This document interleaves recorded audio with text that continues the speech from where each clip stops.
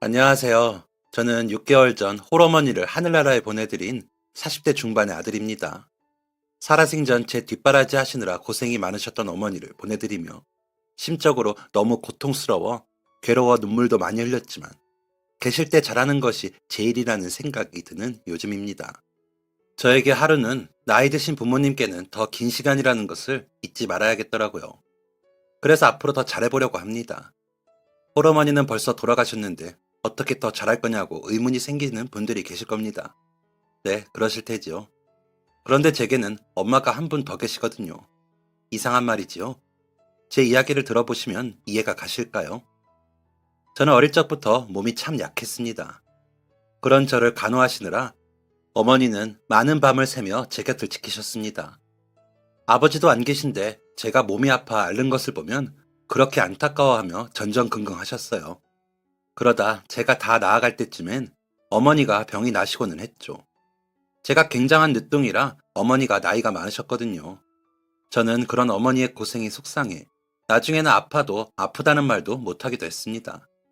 제가 낯도 많이 타고 내성적인 성격이라 더 그랬던 것 같기도 하지만 더 말하지 못한 이유가 있었습니다. 그건 바로 저와 16살 나이 차가 나는 누나 때문이었습니다.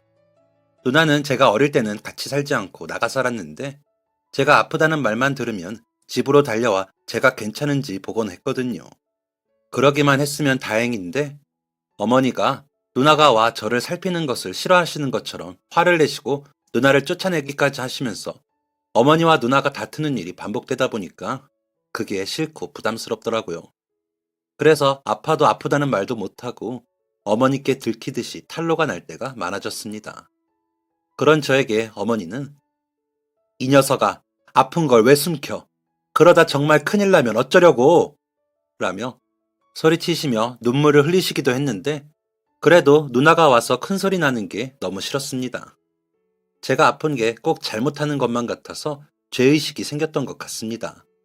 하지만 어머니와 누나를 싫어하거나 원망한 적은 없습니다. 두 분 다 저를 너무 사랑해서 그러는 거라고 생각했으니까요. 누나도 말이 누나지 16살이나 차이가 나다 보니 거의 이모처럼 느껴지기도 했고 어머니는 그저 제가 뭘 하든 허허 웃으시며 예쁘다고 하셨습니다. 친구들은 너희 엄마는 너무 늙었고 누나도 너무 나이 많다. 너 주워온 거 아니야? 라며 놀리곤 했는데 그럴 때면 속상하기도 했습니다. 하지만 저는 어머니와 누나가 저를 다 예뻐하는 게 싫지 않았기에 그런 친구들의 말을 크게 신경 쓰지 않았습니다. 다른 형제들이 치고받고 싸우는 것을 보면 너무 이상하고 싫었거든요. 누나를 낳고 아들을 바라다 저를 낳으셨다는 어머니의 말씀에 감사하는 마음만 컸습니다. 늦게라도 저를 낳아 열심히 키워주셨으니 감사할 수밖에요. 아버지도 돌아가시고 안 계신데 누나도 밖에서 지내는지라 세상에 어머니와 저만 있는 것 같기도 했기에 어머니와 저는 매우 애틋한 관계였습니다. 가끔 집에 와 제 문제로 어머니에게 싫은 소리를 하는 누나가 불청객처럼 느껴질 정도였습니다. 하지만 누나 역시 저에게는 항상 잘해주셨고 어머니와 제 이야기가 아니면 큰 소리를 낼 일이 없는 분이셨기에 더욱 제가 아프거나 문제가 생기면 감추려 하기도 했습니다. 그러고 나면 집안에 시끄럽게 큰 소리는 안 날 테니까요. 그래서인지 저는 유치원 다닐 때부터 좀 조용한 편이었습니다. 친구들과 잘 어울리면서도 다툼이 날 때면 은근히 뒤로 빠지기도 했죠. 하지만 남자 녀석들 특성상 제가 물러나면 더 의기양양하게 다가와 시비를 거는 것을 넘어 꼭 주먹다짐까지 가려는 녀석들이 있었습니다. 솔직하게 저는 저보다 그 녀석들이 걱정이 됐습니다. 제가 얼굴에 상처라도 생겨 들어가는 날에는 누나가 득달같이 찾아가 그 집 엄마에게 큰 소리를 내고 그 녀석을 제 앞에 머리 숙이게 하며 사과를 받아냈거든요. 오히려 어머니는 아이들끼리 놀다 보면 그럴 때도 있지. 너도 너무 수선이다.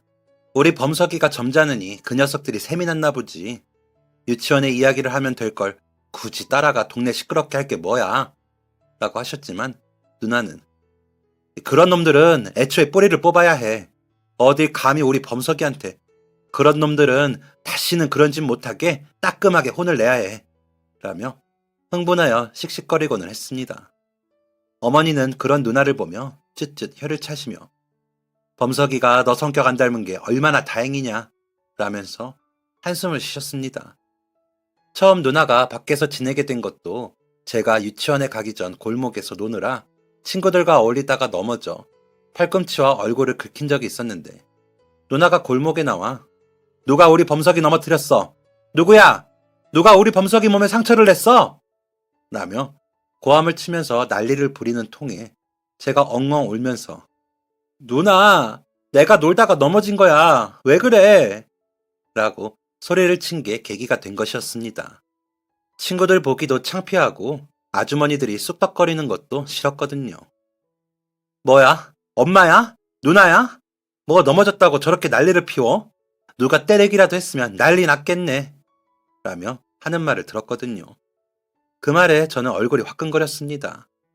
안 그래도 나이가 많은 어머니와 누나를 신기하다는 듯이 말을 하는 사람들이 많은데 눈에 띄게 큰 소리를 내서 더 말이 나게 되었으니까요. 저는 더 울면서 집으로 들어가 어머니께 말씀드렸고 그런 이야기를 제게 전해들은 어머니께서는 소희, 너 따로 방구에서 나가라. 동네 창피해서 안 되겠어. 범석이도 봐라. 힘들어하잖아. 애가 그렇게 우는 애가 아닌데 왜 울리냐? 라고 하시고는 누나를 옆 동네에 방울구에 내보내셨습니다. 누나는 그때쯤 공장에 취직해 다니고 있었는데 공장 바로 앞이기도 해서 겸사겸사 나가는 걸로 이야기가 된 것이었습니다. 공장이 교대 근무였기에 출퇴근 시간이 바뀌니 더 잘 됐다고 어머니는 그러셨고요. 누나도 제가 더 기가 죽어 있는 것을 보고는 어머니 말씀대로 순순히 방으로 이사를 나갔습니다. 누나가 나가는 건 또 좋진 않았는지 누나 미안해 라며 또 울었는데 그런 저를 끌어안고 누나는 한참을 흐느끼다 짐을 들고 갔습니다. 그러고 나서도 누나는 제게 무슨 일이 있을까 전전긍긍하며 공장이 쉬는 날이면 집에 와 저를 살폈습니다. 어머니는 집에서 조금 떨어진 버스 정류장 근처에서 책방을 운영하셨는데 원래는 아버지와 하시던 걸 어머니가 일하는 사람을 두고 계속 하셨습니다.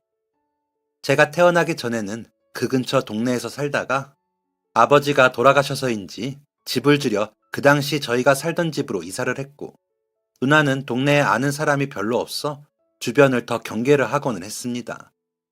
누나는 꾸미는 것도 잘 할 줄 모르고 그저 일만 다니면서 제 옷이나 장난감, 제 먹거리를 사오고는 했습니다.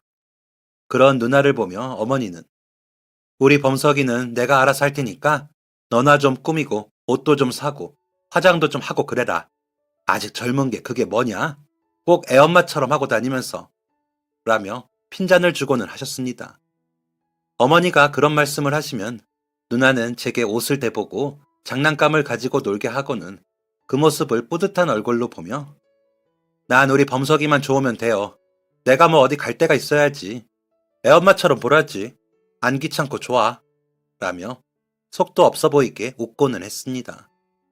그런 누나의 눈빛에서 진심으로 저를 위하는 마음이 어린 저에게도 읽혔기에 저는 누나가 밉지도 않았습니다. 가끔 커지는 목소리만 좀 조절이 되기를 바랄 뿐이었습니다. 그럼 저는 아무 문제가 없었죠. 어머니와 누나 사이에서 사랑 많이 받고 부족함 느끼지 못하고 자랐습니다. 넉넉한 형편은 아니었지만 제가 먹고 자고 쓰는 것에 부족하거나 모자라지 않았고 어머니와 누나에게 항상 최우선은 저였기에 저는 유치원 때부터 부잣집 아들이냐는 이야기를 듣기도 했고요. 어머니를 닮아 유난히 하얀 피부인 누나와 저는 뭘 입혀도 태가 난다는 말을 듣고는 했습니다. 그런데다가 몸까지 약하고 큰 소리 나는 걸 싫어하다 보니 점점 더 클수록 주변 아이들의 표적이 되는 것 말고는 별 문제가 없었죠. 초등학교에 들어가서는 아이들 수가 더 많아지다 보니 괴롭히는 그 정도가 심해졌습니다. 쉬는 시간에 자리를 비우면 제 노트에 기생 오랍이라고 적혀 있다거나 일부러 다리를 걸어 넘어뜨리곤 했습니다. 그런 일들은 제가 혼자 감당할 수 있으니 큰 문제가 아니었지만 싸움을 걸면서 때리는 아이라도 나타나면 그때부터는 감당할 수가 없었죠. 누나가 교무실까지 찾아와 또 큰 소리를 내면 그 녀석들은 쪼르륵 잡혀와 혼나고 그 집 부모님까지 소환이 되어 학교가 시끌벅적해졌으니까요. 어머니는 조용조용 차분히 말씀을 하셨는데 누나는 흥분을 가라앉히지 못하고 목소리가 커지니 저까지 여간 곤란한 게 아니었습니다. 선생님들도 곤란해 하셨죠. 그러다 초등학교 3학년이 되고서 한 아이가 너는 누나 보이라며? 생긴 것도 계집애같이 생겨서는 너는 너희 엄마랑 누나 없이 아무것도 못하냐? 라며 놀리는데 제가 무슨 생각이었는지 발끈하여 너는 너희 엄마 없이 살 수 있어? 너 형제 없이 살 수 있어? 너는 혼자 뭘 그리 잘하냐? 너희 엄마는 그런 것도 안 해주냐? 라며 맞받아쳤습니다. 그러자 그 녀석이 씩씩거리면서 그래, 우리 엄마는 안 해준다. 못 해준다. 어쩔래? 라면서 달려들어 저를 때리더라고요. 그래서 또 누나가 난리가 나서 학교에 찾아와 그 녀석 부모님을 소환했는데 아버지가 오셔서는 죄송합니다.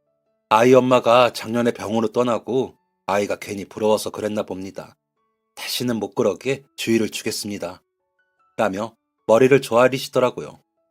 그런 그 녀석 아버지 곁에서 저를 향해 눈을 흘기는 그 녀석의 눈물을 본 것 같아 마음이 아팠습니다. 저도 아버지가 안 계시고 그 빈자리를 어머니와 누나가 채우느라 고생을 하고 있으니까요. 동질감이 느껴지기도 하고요.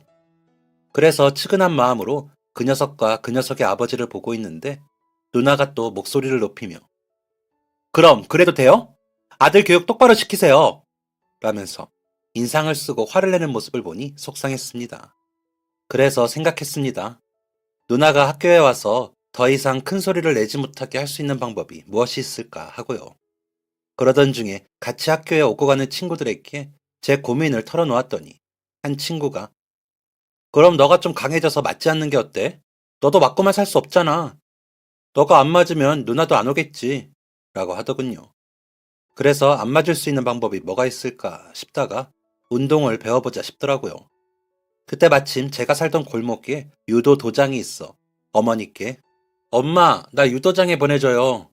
라고 졸라 다니게 되었습니다. 저희 형편에 좀 무리가 되긴 했지만 어머니는 제가 하도 맞고 다니니 방법이 될 수도 있겠다 싶으셨는지 보내주시더라고요. 제가 유도장에 다니기 시작했다는 이야기를 들은 누나는 그러다 다치면 어떻게 해? 조금 더 크고 다니면 안 돼?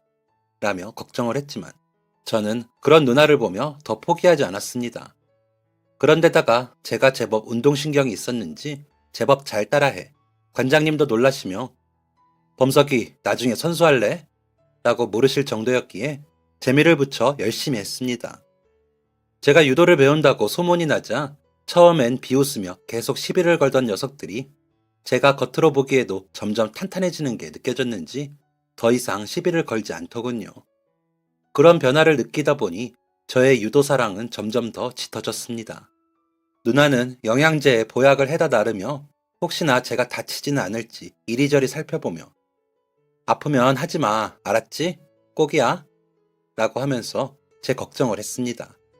어머니는 우리 범석이가 더 의젓해지고 단단해져서 좋기만 하구만 유난을 떨기는 관장님도 우리 범석이 유도에 소질 있다고 칭찬을 얼마나 하시나 몰라 덜아 하고 싶을 때까지 실컷 하게 라며 제 편을 들어주셨습니다.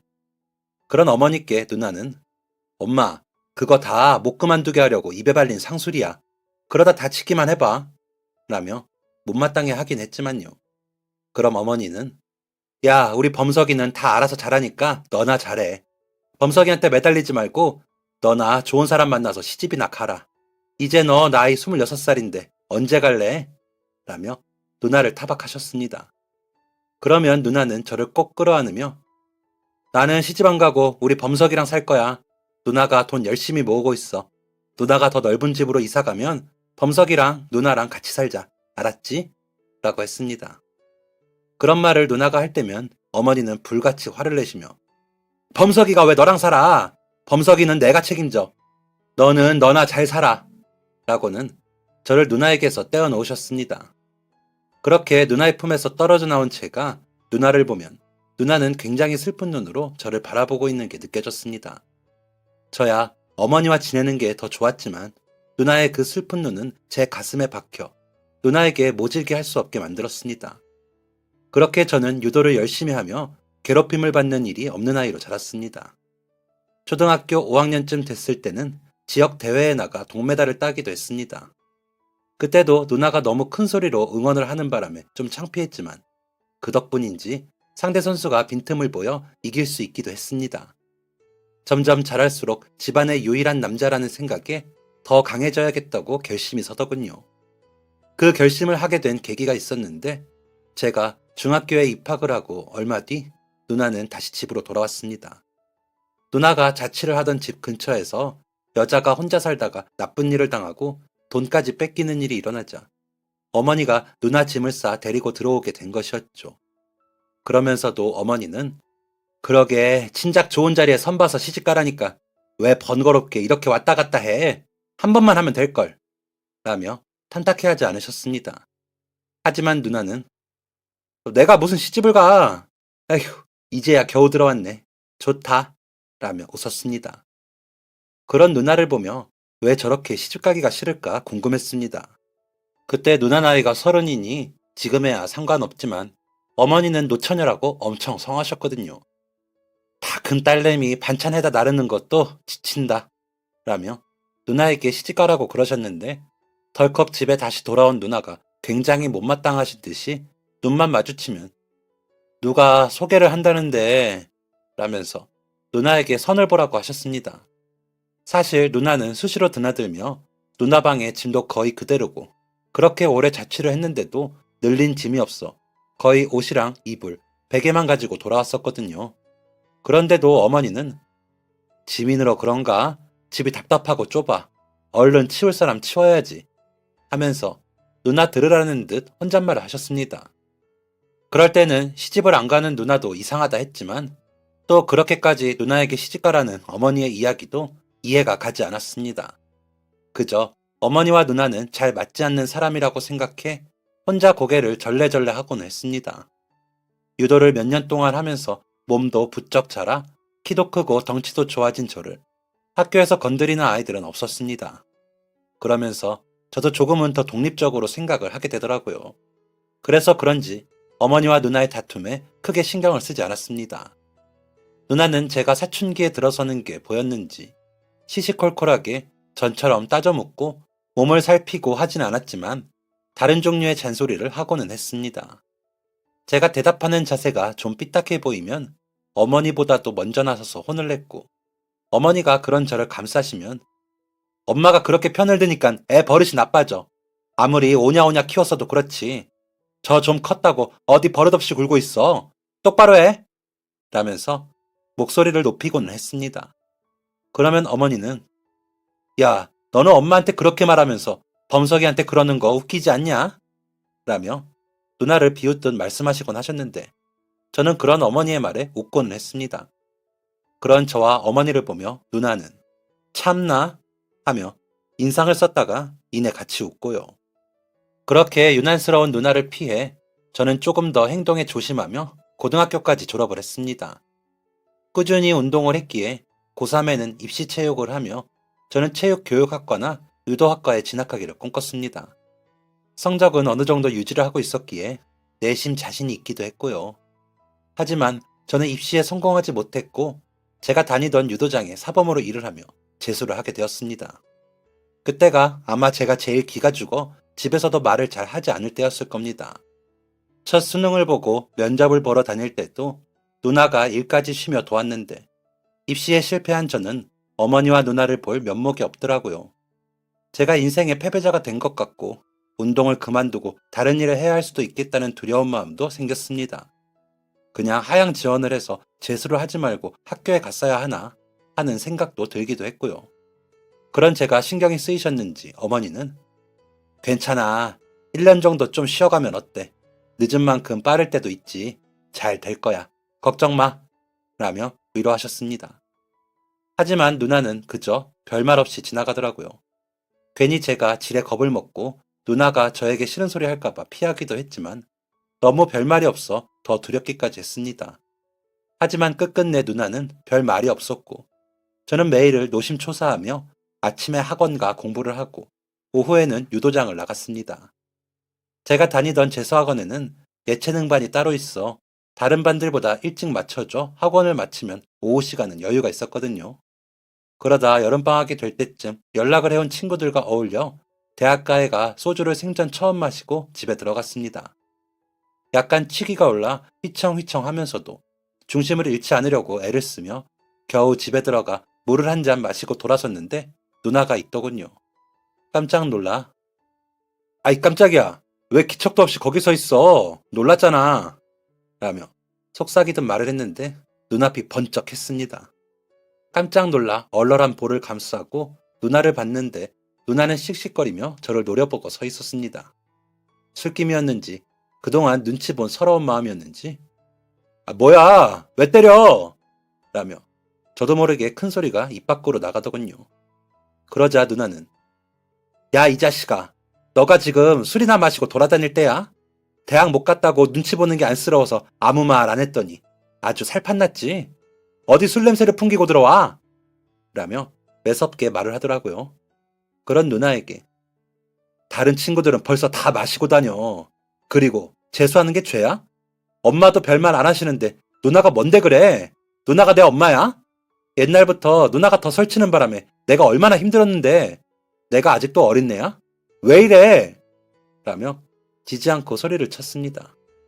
제가 그렇게 덤벼들자 누나는 놀랐는지 눈이 커지더니 이내 눈물이 고여 얼굴을 붙잡고 주저앉아 울더라고요. 큰 소리에 놀라 일어나신 어머니는 씩씩거리는 제 앞에 주저앉아 오는 누나를 보시고는 제 어깨를 때리시며 이놈이 술 마시고 왔으면 곱게 잘 것이지 어디 누나한테 대들어. 누나가 어떤 누나인데? 라고 하시더라고요. 어머니까지 그렇게 저를 채근하시니 더 화가 나 저는 별말 없이 문을 쾅 닫고는 방으로 들어가 버렸습니다. 그러고는 씻지도 않고 머리끝까지 이불을 덮어쓰고는 잠이 들었습니다. 어머니와 누나에게 다 화가 났지만 제일 화가 나는 건 제 자신이었습니다.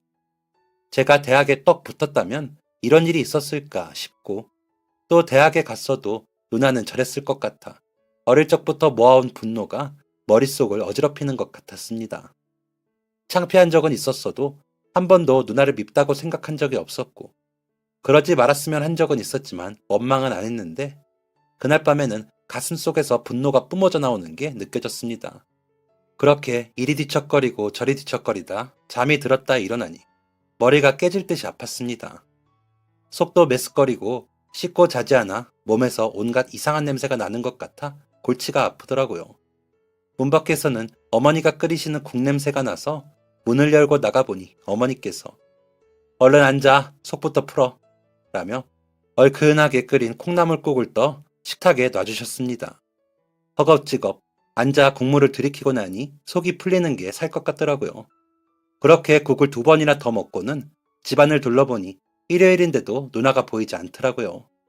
제가 두리번거리자 어머니께서는 너희 누나 저녁에 올 거야. 이따 누나 만나면 잘못했다고 해. 해야 할 말이 있고 하지 말아야 할 말이 있어. 너희 누나 마음에 박히는 말 하지 마라. 너까지 안 그래도 너희 누나가 속이 아니다. 라고 하시더라고요.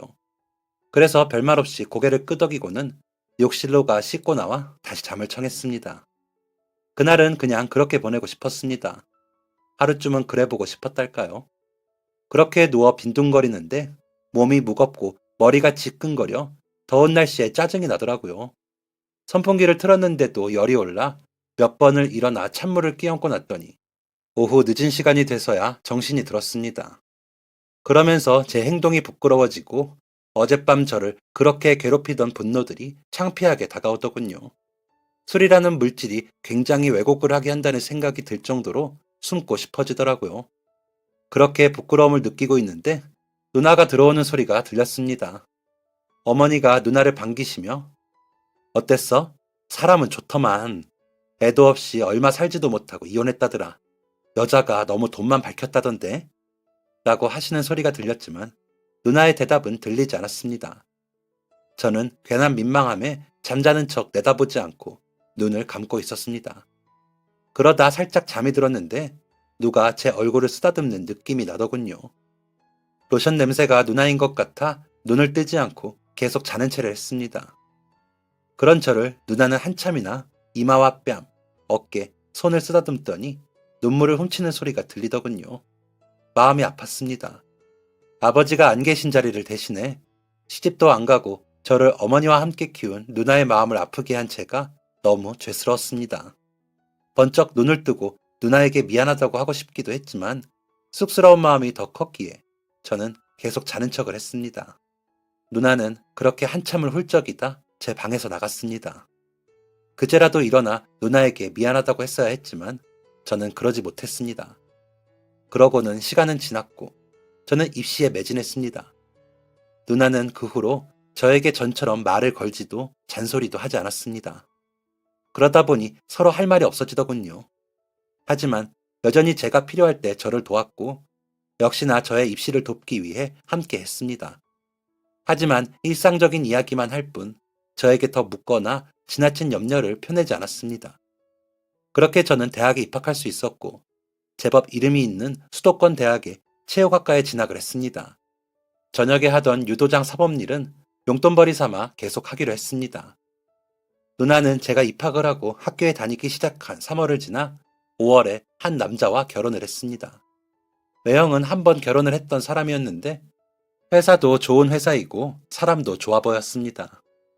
37살의 누나가 뒤늦게 시집을 갈 곳은 그런 재혼 자리밖에 없다며 어머니는 아쉬워하셨지만 매형이 나이가 지나치게 많지 않고 한 번 결혼을 했어도 아이가 없다는 점에서 위안을 삼으셨습니다. 누나보다 3살이 많다는 매형은 나이보다 더 들어 보이고 키도 작았지만 누나에게 꽤나 진심인 건지 저와 어머니께도 잘하려고 애를 썼습니다. 저를 처음 만난 자리에서는 어휴, 내가 첫사랑에 실패만 안 했어도 천한만한 아들이 있었을 텐데 허허, 앞으로 아버지 대신이다 생각하고 어려운 것 있으면 다 이야기해 라고 말하시더라고요. 저는 집안에 남자 어른이 낯설어 그저 방긋 웃고는 말았지만 어머니는 그런 매형의 말이 듬직했는지 매형을 뿌듯한 얼굴로 바라보셨습니다. 정작 누나는 별 감흥이 없는 표정으로 매형을 바라보다 매형과 눈이 마주치면 웃고는 했고요. 웨딩 드레스를 입은 누나는 예뻤습니다. 만화 영화에 나오는 공주님처럼 넓게 펴진 드레스를 입는 누나는 정말 곱더라고요. 저렇게 예뻤었나? 생각이 들 정도로 예뻐서 깜짝 놀랄 정도였죠. 그러다 속으로 진작 좀 저렇게 꾸미지. 내 것만 사느라 돈 다 썼네. 라는 생각이 들었습니다.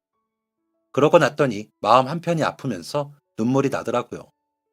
저렇게 예쁜 누나가 제대로 된 화장 한 번을 못하고 저한테만 쏟아붓다가 때를 놓쳐 뒤늦게 가는 시집이라는 생각에 미안하고 속상해 눈물이 멈추질 않았습니다. 어머니는 그런 제 손을 꼭 잡으시더니 본인도 눈물을 닦으시더라고요. 식이 시작하기도 전에 그렇게 눈물을 쏟은 저는 차마 누나의 식을 제대로 보지도 못하고 고개를 숙인 채 울었습니다. 누가 보면 누나를 억지로 시집 보내는 것처럼 울었습니다. 누나도 역시나 많이 울더군요. 화장이 얼룩지면 안 되는데도 누나는 눈물을 멈추지 못했습니다. 사돈 댁에 죄송할 정도로 울어 식이 끝날 때쯤에는 민망할 정도였습니다. 그렇게 식을 마치고 사람들과 인사를 나누고 어머니와 저를 찾은 누나는 제 손을 꼭 잡더니 엄마 잘 부탁해 라더니 다시 눈시울이 붉어졌습니다. 어머니와는 한참을 끌어안고 엄마 미안해 라더군요. 그런 누나에게 우리 걱정 말고 누나나 잘 살아.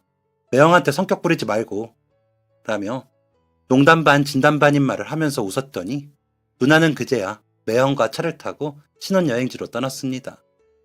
떠나는 누나가 탄 차를 바라보는데 또 눈물이 나 눈물을 닦았더니 어머니께서는 제 손을 꼭 잡고 두드리시더라고요. 집으로 돌아와 누나가 없는 누나의 방을 보고 나니 마음이 더 휑하니 구멍이 난 것 같았습니다. 20살부터 쉬지 않고 일을 하며 어머니와 저를 돌봤던 누나가 이제는 새로운 가정을 꾸렸다는 게 그때까지도 실감이 나지 않았고 누나 짐을 신혼집으로 옮기고서도 허전한 줄 몰랐는데 누나가 이제 저 방으로 돌아오지 않는다고 생각하니 집이 썰렁한 게 느껴졌습니다. 누나의 신혼집은 저희 집에서 1시간 반이 넘게 걸리는 거리여서 전처럼 오고 갈 수 없다고 생각하니 더 그런 마음이 생겼던 것 같기도 합니다. 누나는 제주도를 거쳐 부산, 포항, 강릉까지 들르는 신혼여행을 마치고 매형과 집으로 왔습니다. 어머니는 누나가 시댁으로 가져갈 이바지 음식을 누나 신혼여행 기간 내내 준비하느라 바쁘셨는데 준비를 제대로 못해서 사돈어른 마음에 찰지 모르겠다 라며 매형 앞에 수줍게 내미셨습니다. 매형은 어머님 솜씨가 좋으셔서 안 봐도 훌륭하겠죠. 준비하시느라 고생하셨습니다. 라며 사람 좋게 웃으셨습니다. 누나는 별말 없이 어머니를 바라보다 눈물을 훔치고요. 그런 누나를 지그시 바라보던 매형은 이 사람이 마음이 어찌나 여린지 눈물이 많아요. 제가 앞으로 잘해야겠어요. 라며 누나 대신 말을 전하시더라고요. 그 모습을 지켜보는데 마음이 이상했습니다. 이제는 누나가 우리보다 매형이랑 더 가까운 것처럼 느껴져 속상하기도 했고요. 하지만 제가 할 일은 누나가 매형과 행복하길 바라는 일 뿐이었습니다. 그동안 제게 쏟은 그 마음으로 이제는 누나가 그저 본인만 생각하며 웃으며 살기만 바랬습니다. 누나는 그날 하룻밤을 자고는 다음날 시댁으로 향했습니다. 인상이 선해 보이셨던 사돈 어른들이 누나를 예뻐해 주시고 아껴주시길 바랐습니다. 그 후로 누나는 2주나 3주에 한 번 집에 왔습니다. 반찬을 가지러 온다는 핑계였지만 어머니와 제가 잘 지내는지 보려고 하는 일이라는 걸 알고 있었습니다.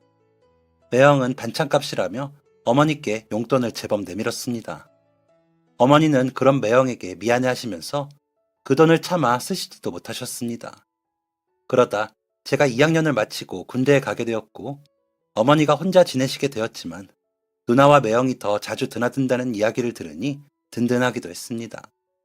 매형은 좋은 분이셨습니다.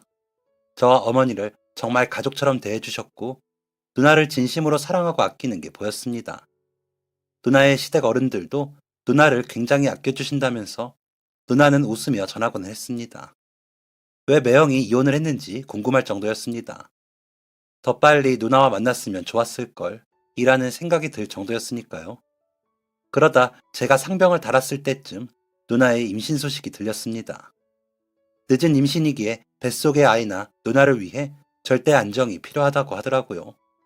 그래서 누나가 어머니 댁으로 오지를 못하고 어머니가 누나네 집으로 반찬을 가지고 간다는 소식을 듣게 되었습니다. 어머니가 혼자 힘들게 짐을 들고 나르실 생각에 마음은 아팠지만 조카가 생긴다는 생각에 기분이 좋더라고요. 어떤 녀석이 태어나건 누나가 제게 해준 것을 갚을 기회라고 생각하고 잘해주기로 결심했습니다.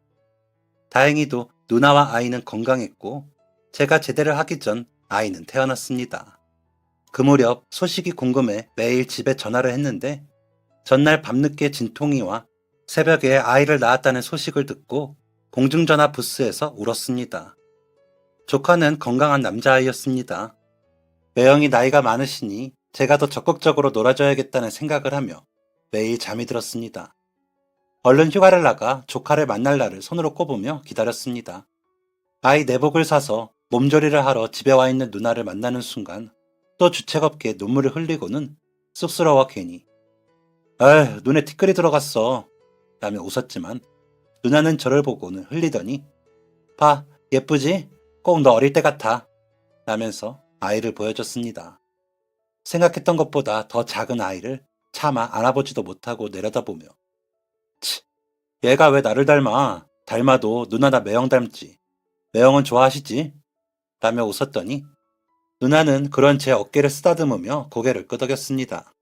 어머니는 이제 조카도 생겼으니 더 어른스럽게 행동해라 라며 아이를 누나에게서 받아 찌찌 먹었으니 이제 할미랑 자자 라며 둥개둥개를 하셨습니다. 저는 옷을 갈아입고 밥을 먹으면서도 모든 관심이 아이에게 쏠려있는 어머니와 누나를 보며 나 역시 저렇게 컸겠구나 싶어 새삼 두 사람에게 고마움이 느껴졌습니다. 누나는 한 달의 몸조리를 끝내고 매형과 누나, 조카의 집으로 돌아갔고 저는 제대를 해 집으로 돌아와 2주에 한 번 주말에 누나네 집으로 반찬 배달을 갔습니다. 누나는 밤에 아이가 잠을 설쳐 잠을 제대로 못 자 힘들어하면서도 제가 어릴 적 이야기를 해주곤 했습니다. 엄마 젖을 먹을 때 표정이 조카랑 닮았다며 웃으며 이야기하는 누나의 표정엔 그리움까지 엿보일 정도였습니다. 참나, 누가 보면 누나가 나 젖먹인 줄 알겠네. 누나가 어떻게 그렇게 자세히 알아? 라고 말하는 저에게 야, 내가 다 봤으니까 알지. 그렇다면 그런 줄 알아. 라며 무한한 듯 웃는 누나는 행복해 보였습니다. 조카는 튼튼하게 잘 자랐습니다. 사돈댁에서도 아이를 너무 예뻐하신다며 누나는 조카를 보고 왕장님이야 왕자님 이라며 웃었지만 어딘가 모르게 어두운 표정을 저만 느끼는 건가 싶게 지었습니다. 아이를 키우는 게 힘들어져러나 하며 넘기긴 했지만 가끔 누나의 그런 표정을 봤기에 점점 신경이 쓰이기 시작했습니다. 시간이 흐르고 저는 석사과정을 마치고 고등학교 유도팀의 코치로 일하기 시작했습니다. 제법 성적이 좋은 아이들이 있어 감독님과 코치에 대한 대우가 좋은 학교였기에 일하기 나쁘지 않았습니다. 그렇게 한 3년 코치 일을 하고 지방의 중학교 감독 자리가 나 그곳에서도 한 3년을 지냈습니다. 어머니가 혼자 지내시면서 누나가 들여다보느라 고생을 좀 했죠. 그렇게 나이가 차고 대학 때부터 만나던 후배와 결혼을 하면서 저는 체육관을 열었습니다. 오랜 꿈이기도 했기에 아내와 함께 개관을 했죠. 조카 녀석도 주말마다 와서 함께 운동을 했습니다. 누나 말대로 제법 저를 닮은 구석이 있는 아이라 정이 많이 가는 아이였습니다. 저는 딸만 둘을 낳아 여자 국가대표 선수를 기르겠다는 목표를 세웠으나 첫째는 책을 좋아했고 둘째는 악기를 하고 싶어해 실패했습니다. 조카 녀석은 공부를 잘해 취미로만 유도를 하고요. 어머니는 그렇게 손주와 손녀의 재롱을 다 보시고는 80세의 일기로 돌아가셨습니다. 제 나이가 40대 초반이니 어머니를 너무 일찍 보내드려 그런지 아쉬운 마음이 컸고 별 질환이 없으셨던 분이라 갑작스러워 괴로움이 컸습니다. 누나와 제가 자주 들여다본다고는 했지만 혼자 계셨던 그 시간이 얼마나 외로우셨을까 생각하니 마음이 아팠습니다. 그래서 어머니 장례가 끝나고 어머니 집을 정리하기 위해 체육관은 아내에게 맡기고 제가 어머니 집에서 며칠 지내기로 했습니다. 하나하나 짐을 정리하며 눈물바람이었죠. 그러다 옷장을 정리하는데 굉장히 오래되어 보이는 대나무 바구니 상자가 보였습니다. 크면서 본 적이 없는 상자라 이게 뭔가 싶더군요. 그 안에는 제가 태어날 때 받았던 출생증서와 발도장, 산모 수첩이 있더군요. 그런데 이상했습니다. 산모의 이름이 어머니의 이름이 아니라 누나의 이름이더군요. 왜 이렇게 됐지? 하며 의아한 마음에 상자 안의 물건들을 천천히 꺼내어 보는데 작은 노트가 나오더군요. 누나의 글씨로 써내려간 그 일기는 믿을 수 없는 내용이 쓰여 있었습니다. 누나가 미혼모 시설에 들어갔다고 쓰여 있었고 뱃속의 아이가 움직인다고 쓰여 있었습니다. 어머니가 용서하지 않을 거라는 두려운 마음도 적혀 있더군요. 그러면서도 항상 일기의 마지막은 그래도 우리 아이만 있다면 난 다 이겨낼 수 있다. 이 아이를 위해서 나는 다 이겨낼 것이다. 아가야, 사랑한다. 엄마가 비록 어린 엄마이지만 열심히 해볼게.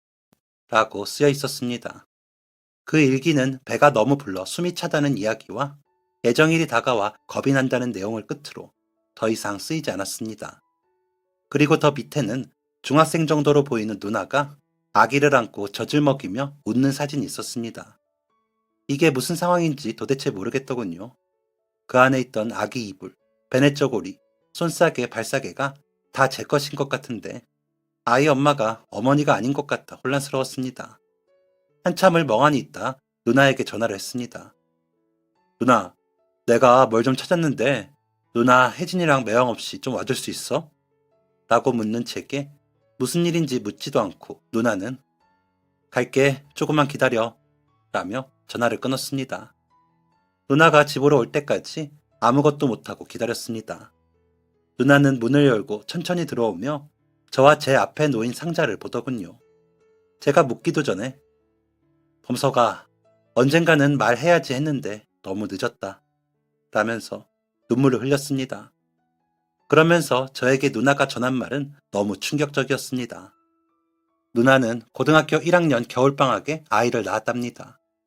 아이 아빠는 함께 독서실에 다니던 오빠였는데 단순한 호기심에 한 번만이라고 사정사정하는 걸 뿌리치지 못했고 아이가 생긴 걸 알았답니다. 겁이 나 숨겼지만 점점 나오는 배를 어쩌지 못하고 오빠에게 말했지만 그 오빠는 그 후로 독서실에도 나오지 않고 사라졌답니다. 집을 아는 것도 아니고 학교만 어딘지 알아 학교 앞에서도 기다려봤지만 다른 지역으로 이사를 갔다는 말만 전해 들었답니다. 뒤늦게 누나의 임신을 아신 아버지와 어머니가 수술을 하자고 누나를 병원에 데리고 가는 걸 뿌리치고 도망쳐 미리 알아둔 미혼모 센터에 들어가 아이를 낳았답니다. 하지만 아이를 호적에 올려야 하고 혼자서 키울 일이 막막해 누나는 아이를 데리고 집으로 돌아왔더랍니다. 그 길로 누나는 동네 사람들과 마주치지 않게 시골의 외할머니 댁에서 고등학교를 졸업하고 집으로 돌아왔답니다. 그 사이 그 아이는 누나의 동생이 되어 어머니 곁에서 잘 자라고 있더랍니다. 그 아이를 키우면서 혼자 살겠다고 다짐을 했지만 끝까지 그러질 못하고 시집을 갔답니다. 그래서 그 아이에게 더 빨리 고백하지 못했다며 누나는 울었습니다. 누나의 담담하면서도 눈물 섞인 고백을 들으면서도 저는 믿을 수가 없었습니다. 그러면서 어릴 적부터 누나가 했던 행동들이 이해가 가기 시작했습니다. 그리고 제가 대들었을 때 누나의 그 눈빛이 가여웠습니다. 자신의 아이를 제대로 품지도 못한 그 17의 소녀가 안쓰러웠습니다. 이런저런 감정들이 뒤엉켜 혼란스러웠습니다. 누나, 내가 생각 좀 해보고 연락할게. 조심히 가. 라고는 방으로 들어와 누웠습니다. 누나는 한참을 앉아 있다가 가는 소리가 나더라고요.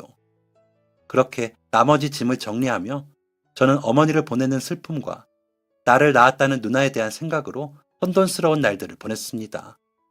마침내 집이 다 비워지고 어머니 유품을 추려 한 상자에 담고는 곁에 그 대나무 방언이 상자를 두었습니다. 그러고는 누나에게 전화를 했습니다. 누나, 우리 지금처럼 지내자.